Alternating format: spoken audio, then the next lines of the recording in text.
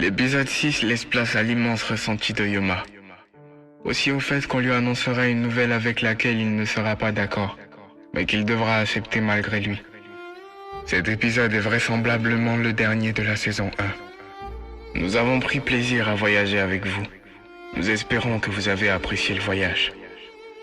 Plus on se rapprochait du 26 décembre, plus les souvenirs du début de notre relation faisaient irruption, à chaque instant dans mes pensées. Je la haïssais, parce qu'elle essayait de camoufler son amour, parce qu'elle me privait de bonheur. Mais je l'aimais d'autant plus, parce qu'elle était mon bonheur. J'ai donc décidé d'utiliser les grands moyens, en allant directement parler à la mère de Keiko. Mais qu'est-ce que j'allais lui dire? Comment est-ce que j'allais m'y prendre? Est-ce que j'allais dire à la mère de Keiko que je haïssais sa fille parce qu'elle ne m'accordait plus d'importance? C'est idiot, bien sûr. Ou j'allais plutôt lui dire à quel point j'adorais sa fille, et à cause d'une mauvaise action, je l'ai perdue. La deuxième option était plus compréhensible, d'autant plus que la vraie raison, c'est que j'avais peur qu'une personne autre que moi découvre Keiko, qu'elle commence à aimer une personne autre que moi. J'avais peur que quelqu'un d'autre s'empare de mon bonheur, et que je sois juste une simple connaissance, parmi tant d'autres, pour Keiko. Avant, le monde était à nous. Plus maintenant. J'étais fané comme une fleur. Elle a hanté mes rêves et mes cauchemars. J'étais blessé et je saignais de l'intérieur. Elle m'avait délaissé. J'ai donc parlé à sa mère de mes remords et de mes peurs. Ensuite, sa mère m'a posé 2 questions. La première, en toute sincérité, de toi à moi, parlons franchement. Est-ce que tu aimes Keiko de tout ton cœur? À ce moment, j'aurais tellement aimé qu'elle me découvre intérieurement. C'est vrai qu'elle aurait aperçu à quel point j'étais fané, mais elle aurait aussi aperçu l'amour que j'avais pour sa fille. Alors je lui répondis, si je n'aimais pas votre fille, je n'allais pas oser venir vers vous, venir vous parler. Je serais sûrement passé à autre chose.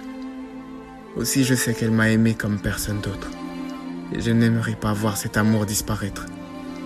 La seconde question, c'était, tu as été son premier. Es-tu capable d'être son dernier? Je lui répondis, je ne savais pas de quoi sera fait demain. Mais si je suis présent aujourd'hui et demain, c'est sûr que je serai là. Le jour d'après, je serai toujours là. Je serai son dernier. La mère de Keiko me disait qu'elle m'avait écouté, qu'elle savait que j'aimais sa fille, que je suis conscient de ce que je dis et de ce que je fais, qu'elle essayerait de lui parler. Le jour suivant, Keiko m'écrivait et me présentait ses excuses. Elle disait qu'elle était désolée pour tout et qu'il serait mieux qu'on reste amis. Aussi qu'elle ne répondrait plus à aucune de mes questions. J'adorais Keiko, mais c'était compliqué. Vraiment compliqué. Elle avait séché ses larmes. Elle avait abdiqué. J'ai su alors qu'on s'était quittés. C'était beaucoup plus dur que ce que je pensais.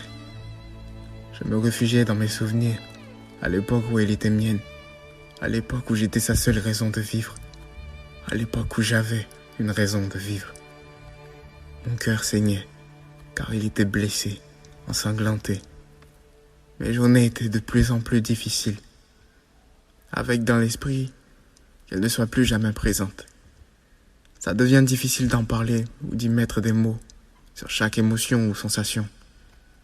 L'intensité des moments joyeux est la même profondeur des blessures. La lueur du cœur sombre de Keiko m'étranglait. L'amour est un gage de luxe, et je n'avais plus les moyens de me l'offrir. J'avais plus les moyens de m'offrir ce luxe. En miettes jusqu'au dernier morceau était l'état de mon cœur. Qu'est-ce que c'était, ce sentiment? Aux multiples facettes, au visage d'ange, aux allures de démon. Ce sentiment qui m'attaquait en plein cœur et attaquait sans remords. Si je devais lui écrire une lettre à cet instant, je dirais simplement que la vie est faite de surprises, de bons moments et des mauvais moments. Des jours où nous étions deux, des jours où nous n'étions pas contents, des jours où l'on avait soif de bonheur, Des jours où l'on a fait de notre mieux. Des jours où j'avais l'impression que personne ne me comprenait.